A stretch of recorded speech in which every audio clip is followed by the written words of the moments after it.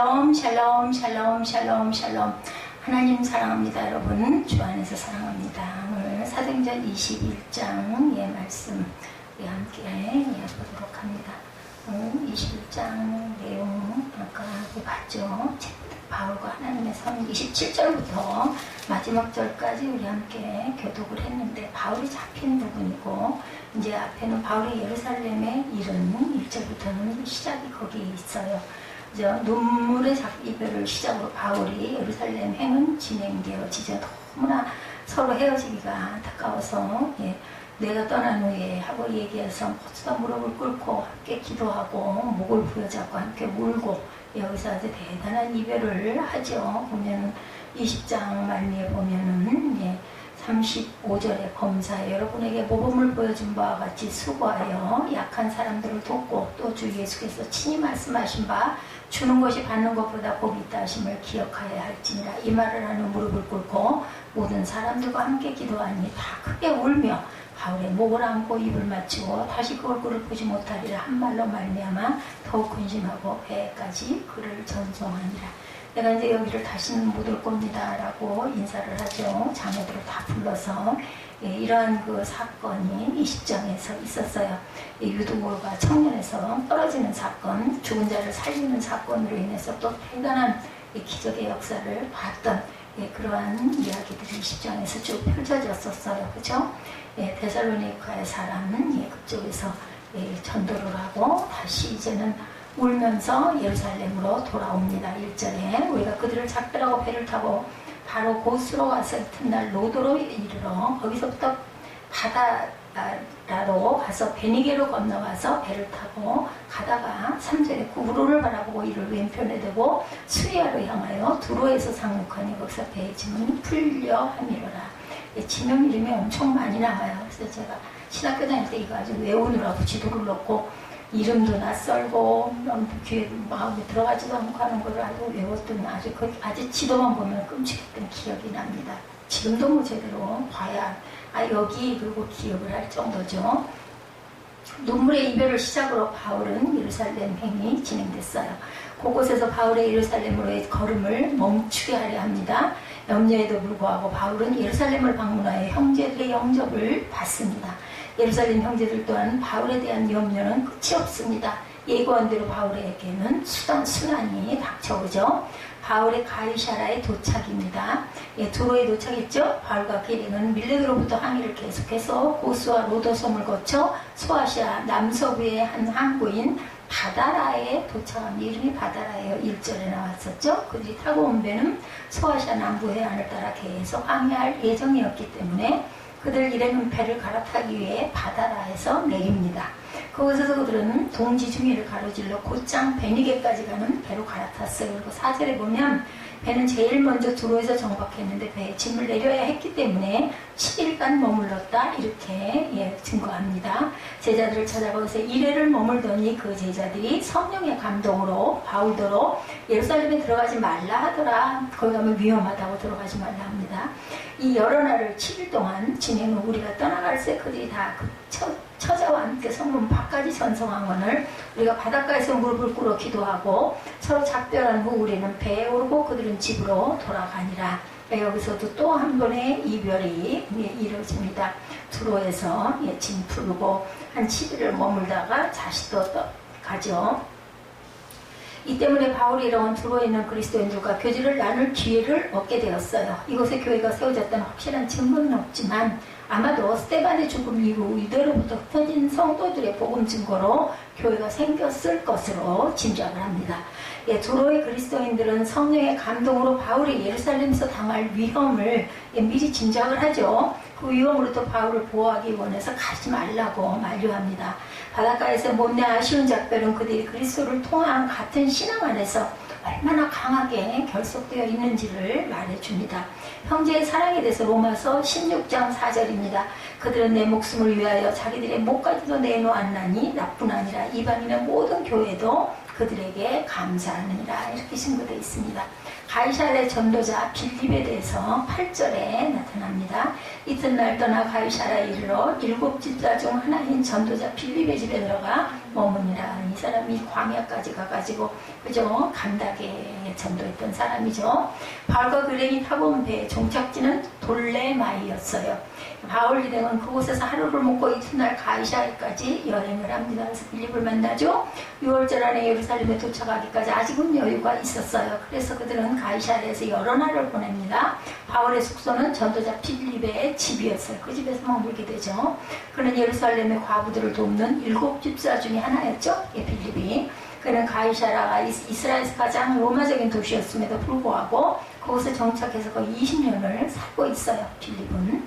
그에게는 예언의 은사를 받은 결혼하지 않은 딸 넷이 있었다. 9절에 증거합니다.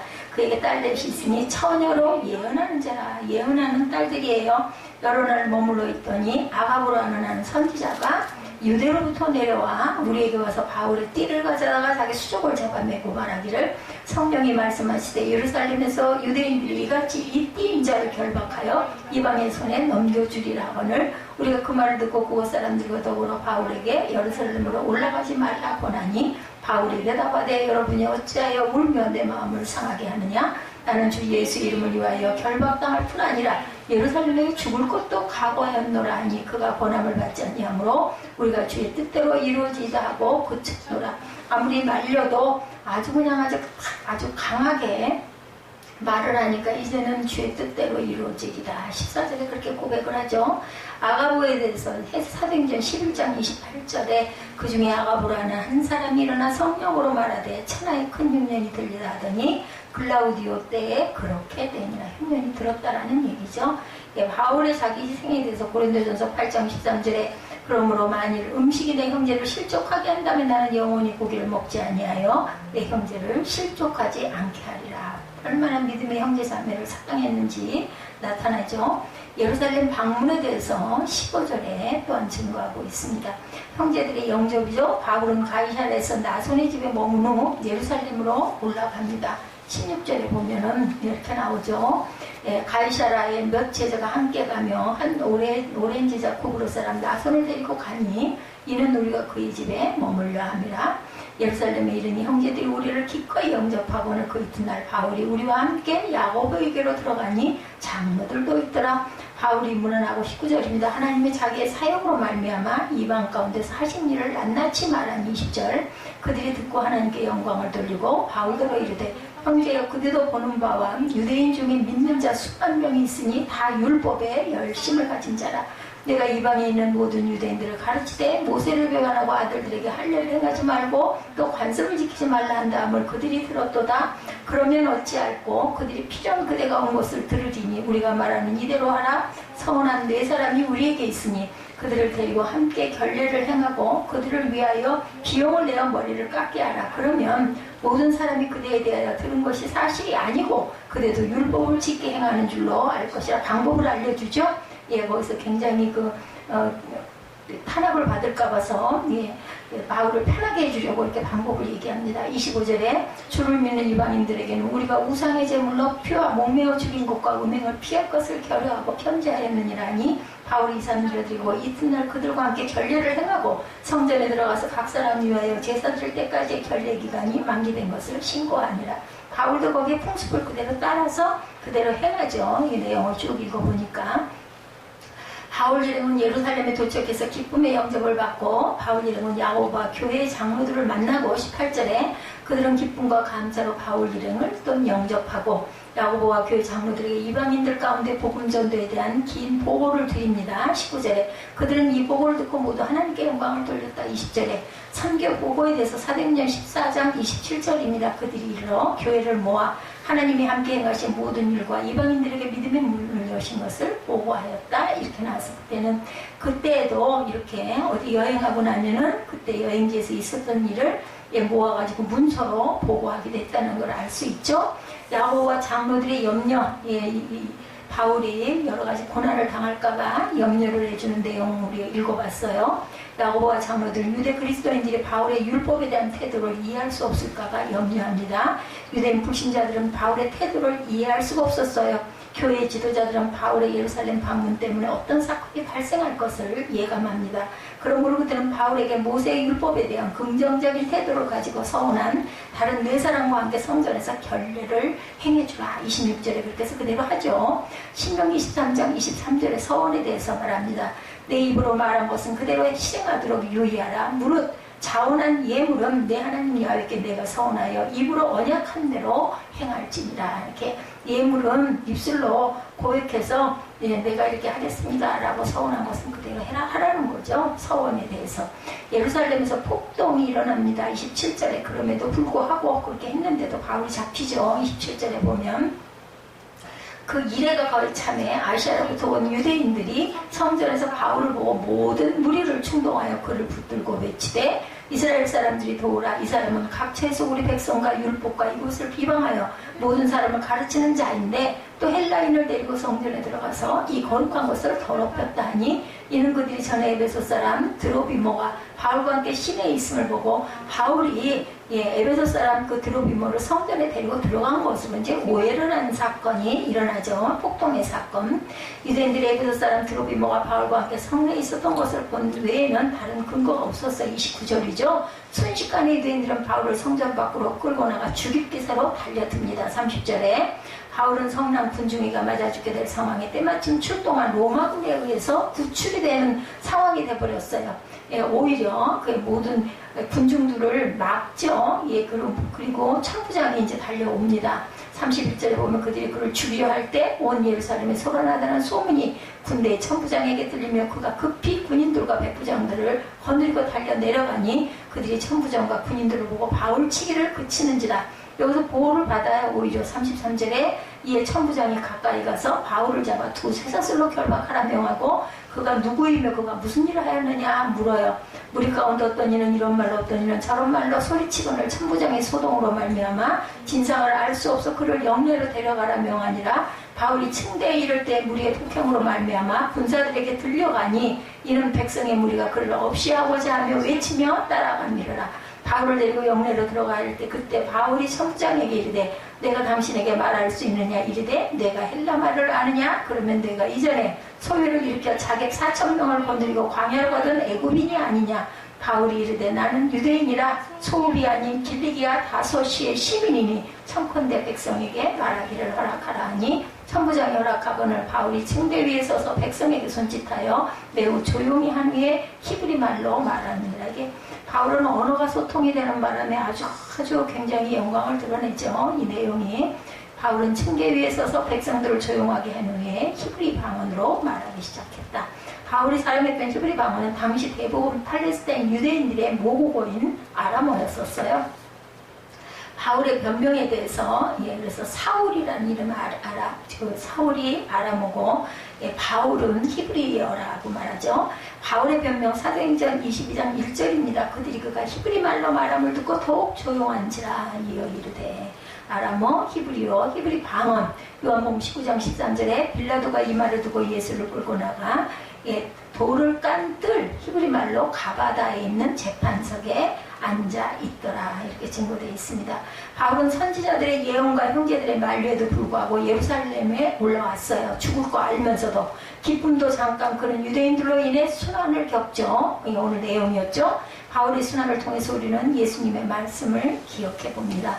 바울의 제3차 전도 여행은 안디옥 교회에서 끝마치지를 못하고 예루살렘에서 마치게 되죠. 바울이 귀로에 들린 여러 성에서 예수님의 제자된 사람들이 성령의 감동을 받아 바울이 결박되어 환난을 당할 것을 예견했던 것처럼 바울은 예루살렘에서 체포가 됩니다. 특히 바울은 예루살렘 성전에서 체포가 되죠. 이것이 바울의 마지막 성전 출입이 됩니다. 세계를 여행하면서 복음을 전했고 예루살렘에 돌아오며 반드시 유대인으로 성전에 들어가 제사를 지냈고 하나님께 예배를 드렸죠. 그런데 예배 드리는 현장에서 체포가 돼서 끌려가죠. 27, 8절에 보면 증거하죠. 그 이래가 거의 참에 아시아로부터 온 유대인들이 성전에서 바울을 보고 모든 무리를 충동하여 그를 붙들고 외치되 이스라엘 사람들아 도우라. 이 사람은 각처에서 우리 백성과 율법과 이것을 비방하여 모든 사람을 가르치는 자인데 헬라인을 데리고 성전에 들어가 이 거룩한 것을 더럽혔다 하니 바울에 대한 반대는 아시아로부터 온 불신 유대인들 즉 비그리스도인들에게서 비롯되죠. 그들은 결례를 지키는 동안 성전에서 지내던 바울을 알아봅니다. 오순절 절기에 참석하기 위해 성전을 찾아온 이들 유대인들은 자기들이 사는 지역에서 사역하던 바울의 모습을 기억하고 있었죠. 그들이 드로비모가 누구인지 알고 있었던 걸 29절로 미루어 보아 에베소에서 온 사람들일 가능성이 높고, 그렇다면 그곳에서 일어났던 폭동에도 참가했을 가능성이 있는 인물들, 같은 장소마다 쫓아다녔던 사람들이죠. 그들은 무리를 충동하여 바울을 붙들고 폭도들과 같은 방식으로 바울에 대한 왜곡된 고소 내용을 목청껏 외치기 시작합니다. 군중 심리가 발동을 해서 사람 하나 죽이는 건 눈 깜짝할 사이에 오히려 천부장이 이것을 보호하죠. 그들의 감정적인 고소 내용과는 달리 바울은 각차에 가지도 않았고 모든 사람들을 가르치지도 않았을 뿐더러 유대인들과 율법과 성전을 회방한 적도 없었죠. 그 고소의 절정은 뭐니 해도 바울이 헬라인을 데리고 성전에 들어가서 그 거룩한 것을 더럽게 했다는 것, 근데 그것은 아니었다는 것으로 밝혀지죠. 그들이 가리키는 헬라인은 드로미모였는데 그는 바울과 함께 여행을 다니던 에베소 사람이다. 29절이죠. 이는 그들이 전에 에베소 사람 드로미모가 바울과 함께 시내에 있음을 보고 바울이 그를 성전에 데리고 들어간 줄로 생각함이었더라. 유대인 고소자들은 드로비모가 바울과 함께 성내에 있음을 보았고 바울과 함께 있는 드로비모라는 사람이 에베소 사람 이방이라는 사실을 들어가지고 꼬투리를 잡죠. 그러자 자세한 조사를 해보지 않고 그 고소자들은 바울이 드로비모를 성전에 데리고 들어간 걸로 생각을 합니다. 원래 이방인들은 성전 내 이방인들의 뜰까지만 들어갈 수가 있죠. 그것을 지나서 안으로 들어가면 직접적인 처벌을 받는 위협을 받았습니다. 써졌죠. 그 성전 뜰에 들어가면 죽인다고 써져 있습니다. 이 사람들은 이 일에 실제로 일어난 일인 것처럼 그 사건을 부풀려서 보고합니다. 이게 얼마나 기막힌 일. 근데 이런 일 많이 일어나죠. 거짓을 말하고 그것을 선포하니 사실인 것처럼 알게 되죠. 그리고 이렇게 거짓말한 사람은 이를 정당화시키기 위해서 계속적으로 앞장서서 주장을 합니다. 30절, 31절에 온 성이 소동하여 백성이 달려와 모여 바울을 잡아 성전 밖으로 끌고 나가니 문드리고 다치더라. 그들이 그를 죽이려 할 때 온 예루살렘에 소란하다는 소문이 군대의 천부장에게 들리며 바울은 억울한 누명을 쓰고 잡히죠. 바울이 잡혀 끌려나가는 성전 수비대 레위인이 그 문들을 닫아서 폭도들이 성전 안으로 들어오는 것을 막습니다. 이 문은 성전의 안쪽들과 이방인의 뜰 사이에 문이 하나 있었다는 거죠. 유대인들이 바울을 죽이려 할 때 로마 천부장이 소리를 듣고 달려와 죽이지 못하도록 막죠. 묘한 상황이 연결되죠. 32, 3절에 그가 급히 군인들과 백부장을 거느리고 달려 내려가니 그들이 천부장과 군인들을 보고 바울 치기를 그치는지라. 천부장이 가까이 가서 바울을 잡아 두 쇠사슬로 결박하라 명하고 그가 누구고 그가 무슨 일을 하였느냐 물으니 천부장 루시아는 급히 군사들과 백부장은 100명 정도로 거리는 장교죠. 거느리고 달려오죠. 백부장이 복수인이 적어도 200명 이상의 군인이 온 거예요.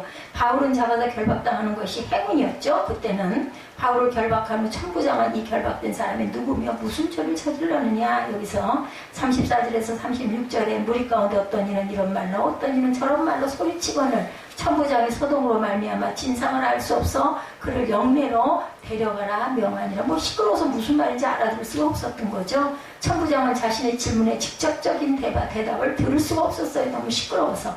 그렇다고 해서 그들이 조금 전까지 보여주던 그런 살인적인 행동을 멈출 리도 없었습니다. 그 사령관은 그 실상을 알 수 없어 그를 영문 안으로 데려가라고 명령하죠. 그곳에 바울에게는 예루살렘에서 가장 안전한 곳이었을 거예요. 바로 안토니오의 요새였습니다. 성전 지역을 방어하기 위해 헤롯 대왕이 세운 곳이었고 그것은 성전의 북서쪽에 있었고 이방인들의 뜰까지 계단으로 연결되죠. 그곳에 거의 1000여 명의 병사들이 주둔하고 있었다. 폭도들은 자신들의 죄수가 이송되는 과정에서 너무 안전하게 옮겨지는 것을 보고 엄청 화를 냈겠죠. 결국 무리의 폭행을 인하여 바울은 군사들에게 들려가는 신사가 됩니다. 살기등등한 폭도들은 계속 뒤를 쫓아오면서 그를 없이 하려고 예수님 죽이라고 했던 그때와 똑같은 거죠. 35, 6절에 이 고함 소리는 30여 년 나사렛 예수에 대하여 또 다른 흉악한 폭도들이 본디오 빌라도를 향해 외쳤던 그 고함 소리와 거의 일치한다. 누가복음 23장이 증거하죠. 요한복음 19장에도 증거합니다. 바울을 죽이려 한 이유는 아시아로부터 온 유대인들이 그를 죽이려고 했다. 27절이었죠.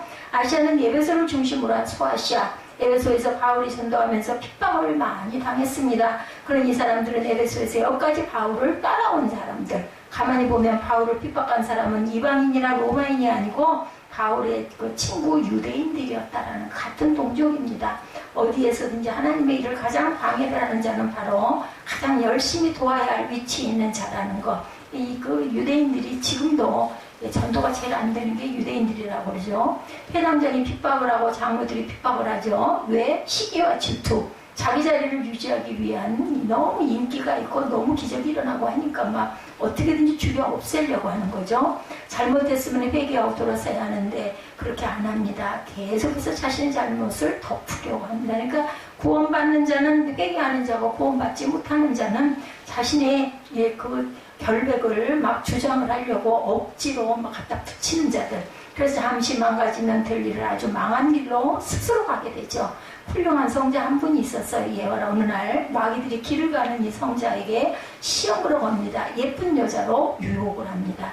성자는 거들떠보지도 않습니다. 금덩이를 보여줍니다. 성자는 금덩이를 거들떠보지도 않습니다. 협박도 해보고 두려운 것을 보여주기도 했지만 소용이 없었어요. 마귀들이 실패를 하고 우울해했는데 이때 대장마귀가 났습니다. 대장마귀가 한마디를 성자의 귀에 속삭였어요. 그 순간 벼랑간 성자의 얼굴이 확 달라집니다. 마귀들이 대장마귀에게 물어봅니다. 도대체 뭐라고 했어? 간단하지. 당신 동생이 알렉산드리아에게 대주교가 알렉산드리아에서 대주교가 되었고 동생이 대주교가 되었다고 하니까 시기와 질투가 올라서 견딜 수가 없었다는 거예요. 시기의 질투가 이게 큰 적이다. 이렇게 대단한 성자인데도 불구하고 당신 동생이 알렉산드리아에서 대주교가 됐어 했더니 그만 이 성자가 시기와 질투 때문에 얼굴이 울그락불그락 했다는 거예요. 구약에서 망한 사람의 문제는 명예 욕심, 교만이었다. 시기 질투도 이런 것에서 나오죠. 37절에서 40절에 보면 바울을 안전한 영내로 데리고 들어가던 천부쟁에게 헬라어로 말을 하죠. 자신은 유대인으로 길리기아 다소 시민이니 백성들에게 말할 기회를 달라고 합니다. 바울이 유대인들의 집중적인 공격 대상이 된 것은 두 가지 이유. 첫째는 바울은 헬라인 유대인이었어요. 헬라파 유대인들은 디아스포라 온 세계에 퍼져 있는 유대인들이죠. 이 사람이 복음을 전하면 헬라파 유대인들이 따르게 되어 있었기 때문에 히브리파 유대인들은 예루살렘 부근에서 일함으로 이방인들과는 별로 상관이 없었어요. 둘째 바울은 지성인이었죠. 가말리엘 문화로 누구 못지않은 많이 배운 사람입니다. 나중에 아그리빠 왕이 바울에게 이르기를 많은 지식이 너를 미치겠다 이렇게 얘기하죠. 그 정도로 높은 지식인이었습니다. 이런 사람이 예수를 믿는 것은 갈릴리 어부 출신들의 전도보다 파급 효과가 엄청나죠. 이런 사람이 신앙은 체계적이고 논리적이었겠죠. 많은 지식을 갖고 있으니까. 더욱이 바울은 그리스도인들을 잡아들이던 사람이었죠. 그런데 어느 날 회심했다고 하면서 반대로 복음을 전하면서 그 열심과 충성을 다하고 있은 유대인들 입장으로는 도저히 그냥만 넘길 수가 없었던 거죠. 그래서 그들은 바울만은 죽어도 꼭 없애겠다라고 이를 갈았다는 거죠. 바울이 전도하고 와서 성전에서 예배드리다가 잡혀서 끌려 나옵니다. 맞아 죽기 직전에 로마 군인들이 시끄러우니 출동했다가 문제가 되는 사람을 결박했는데 그로 인해서 간신히 생명을 구하게 되죠. 이것이 모순이기도 한데 흑암의 권세가 이기고 있을 때 하나님은 오히려 침묵하고 계시다. 우리 삶 속에서 우리 문제 속에서도 이런 일들이 굉장히 많습니다. 이럴 때 부르짖죠. 하나님은 어디 계십니까? 하나님 주무십니까? 하나님 내 기도를 안 들으십니까? 인간의 고뇌에 부르짖음. 욥도 이랬어요. 그러나 분명히 알아야 할 것은 이것은 버려지는 시간이 아니라는 것. 하나님께서는 이 사건을 통해서 엄청난 역사를 경륜하고 계신다라는 거죠. 신학자 존 벨레벨은 이렇게 말합니다. 우리 인간의 힘으로 이제는 끝났다 속수무책이다 할 때부터 하나님께서는 정말로 새로운 기회를 만드신다. 새로운 기회를 창조하신다. 아마 여러분들도 아실 겁니다. 우리가 마음을 다 비우고 내려놓고 포기했을 때 하나님이 일하시더라고요. 저도 그런 경우를 여러 번 겪고 느꼈습니다. 바울은 사도행전 19장 21절에 이 일이 있은 후에 바울이 마게도냐와 아가야를 거쳐 예루살렘에 가기로 작정하여 이르되 내가 거기 갔다가 후에 로마도 보아야 하리라 이렇게 말했어요. 그죠? 바울은 후에 로마 시민권을 주장하여 정식 재판에 회부되어 로마로 압송이 됩니다. 그러니까 재판받으러 로마로 가게 돼요. 보호를 받으면서. 그렇게 해서라도 로마에 가서 복음을 전하는 기회로 죽음을 각오하고 가는 거죠. 믿음은 기다리는 것입니다. 내 뜻대로만 되는 것은 아니죠. 모순과 부조리 투성일 때, 악한 자가 배를 두들기면서 안락하게 살 때, 그리고 의인을 조롱할 때. 그러나 우리는 이런 것을 절대로 시험이 들어서는 안 된다. 왜냐하면 하나님이 모든 것을 아시고 그분의 역사를 이끌고 가고 계시기 때문이에요. 그럴 때라도 우리가 절망 중에 있을 때까지도 하나님의 뜻을 바라보고 하나님의 약속을 기다려야 되겠다. 믿음은 하나님의 행하심을 기다리는 것입니다. 기다림이에요. 기다림. 믿음은 무엇으로? 믿음으로.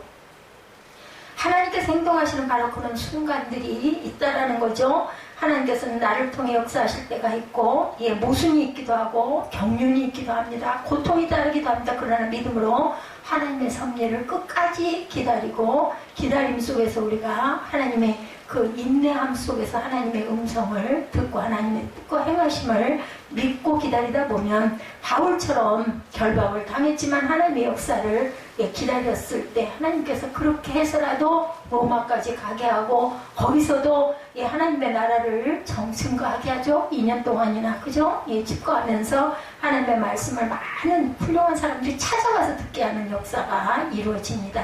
여기 하나님의 또 다른 창조적인 기회가 있다라는 것을 잊지 않는 저와 여러분이 되시기를 주님의 이름으로 축복합니다. 우리 찬양하고 결단하고 기도하는 시간 갖도록